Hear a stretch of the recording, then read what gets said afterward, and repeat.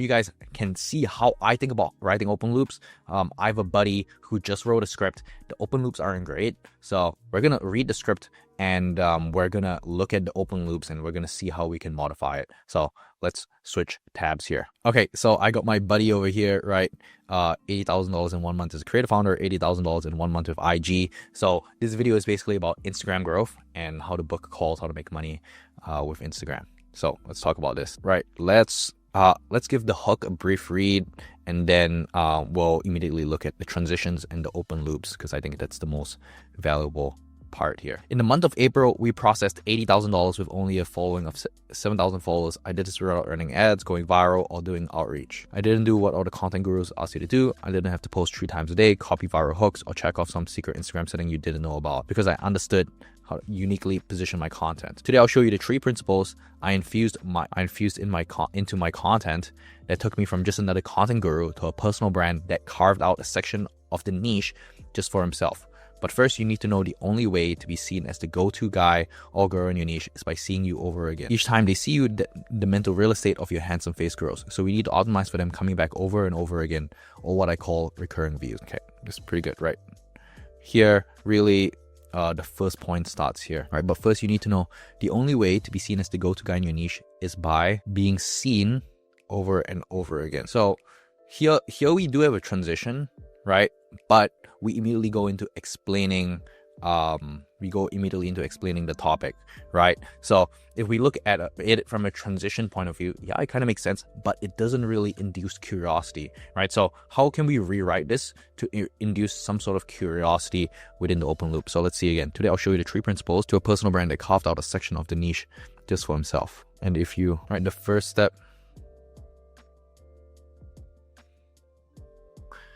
principle has to do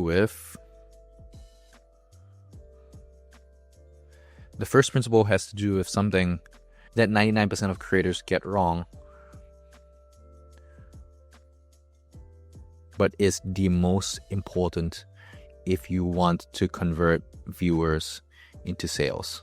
So, and then we have to rewrite this, right? If you want to be seen as the go-to guy, the go-to expert, right, in your niche,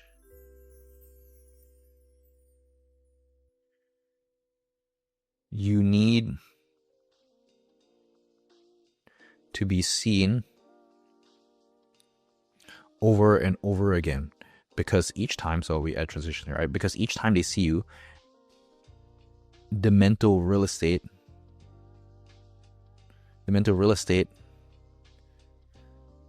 that your handsome face occupies in their minds, that occupies you don't in their mind, because you already said mental real estate, right? That your handsome face occupies increases.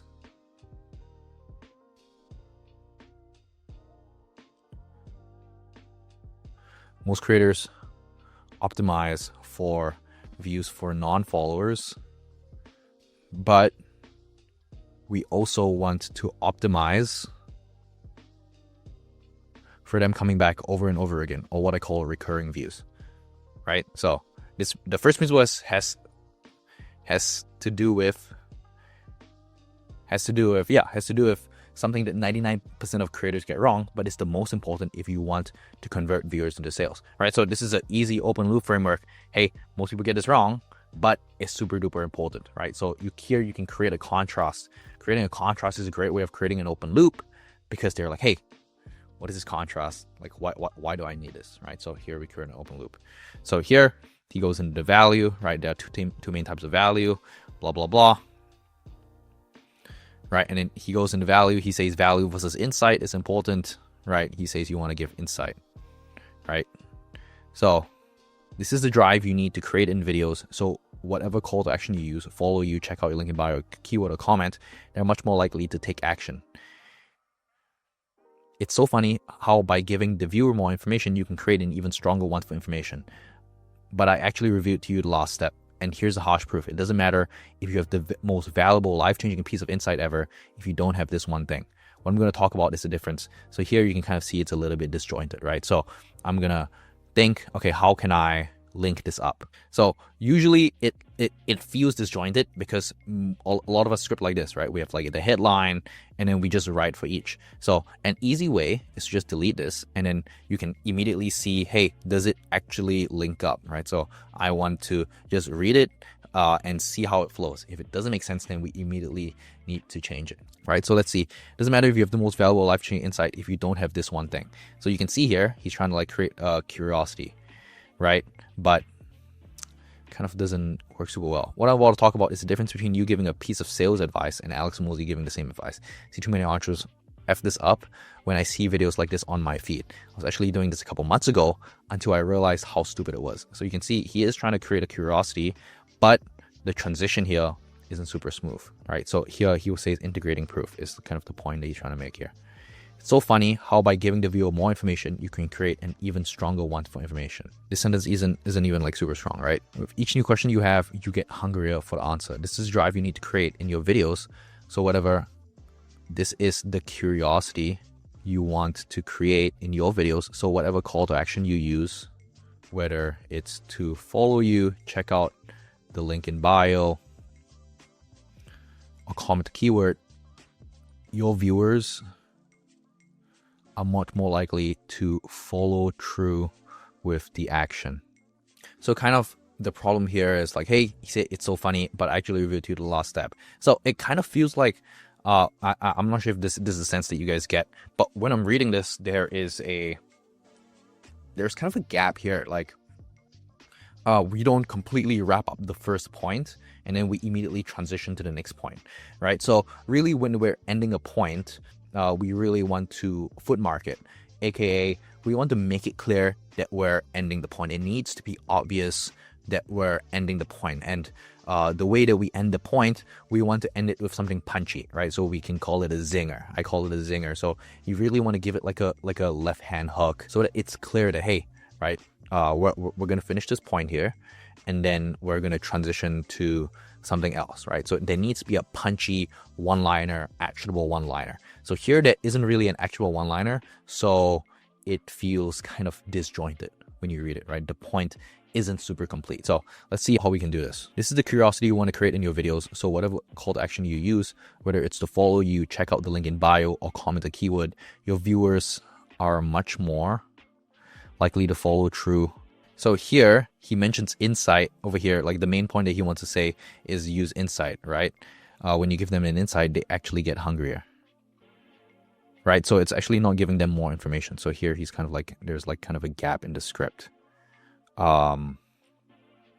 Give the viewer a banger insight, break beliefs, break their internal beliefs, and they'll be sitting on the edge of their seat waiting for you to post your next reel.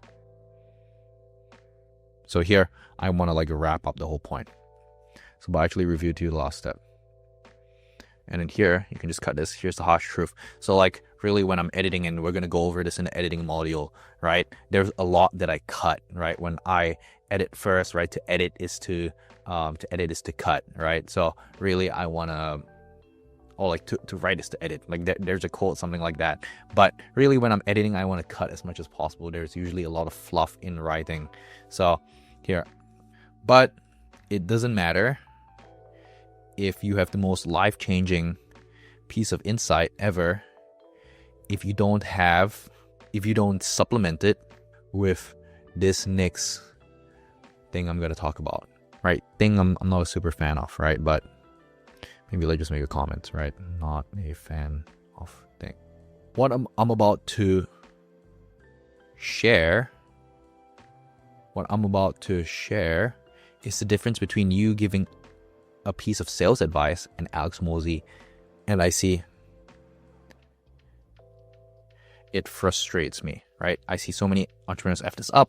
When I see videos like this on my feed, it frustrates me.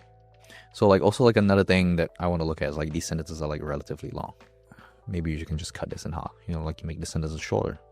I was actually doing this a couple months ago so So here you realize that, you know, when I'm reading the script, and guess what? Let's say you're making videos like this, right here.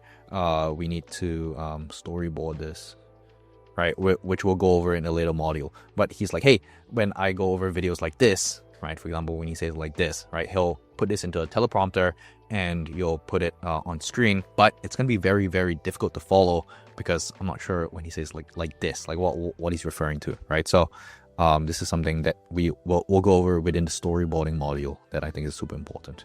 No wonder you have zero authority in the market. I can't tell the two of you apart. Okay, so we're just looking at open loops here, but you can see here how he kind of like stacks the loops, but you also want to vary the sentence length, something we're going to go over within the editing module, right? But here, really, we want to really main lesson from this is like, hey, you want to like bookmark or like earmark that, hey, right, I'm ending the point here. You want to wrap up the point fully before you transition to the next one. So let me just put this here, proof. And I think this was a heading. Hopefully this was a heading too, maybe. There you go. Okay, so let's transition to this, right? So he says proof, basically, blah, blah, blah, proof, right? So I and my editor show their most recent videos and how they actually went viral, right? Proof creates a competitive moat and demonstrates authority in a space full of gurus, helping you stand out from everyone else, which means more leads. Now, the thing is, authority is only built towards the middle or end of the video. Authority requires watch time. The viewer needs to have a good reason to use that time on your video. Now, the thing is, authority is only built towards the middle or end of the video. This sentence doesn't make sense. Yeah, like I've already gone through this script with him kind of briefly, and I was like, hey, I made a comment that this sentence doesn't really make sense, right? The viewer needs to have a good reason to devote time to watching your video, right? So, watching your video. So here we don't really have this, right? Your video needs to be compelling enough within the first 3 seconds to beat out the cat video or degenerate memes or OnlyFans videos or the OnlyFans girls. And so like here, we're like, hey, there needs to be a good reason for them to devote time to watching your video. And in order for them to devote time to watching your video, you need to master this next strategy. Okay, that's something that I just came up, right? And to get viewers to commit to watching your video, you need to master the art of packaging. So here you can be like, hey, you need to master the art of packaging. I think like this is like a good enough transition, right? Because I'm like, hey, what's the art of packaging? Right? Packaging in IG is kind of broad.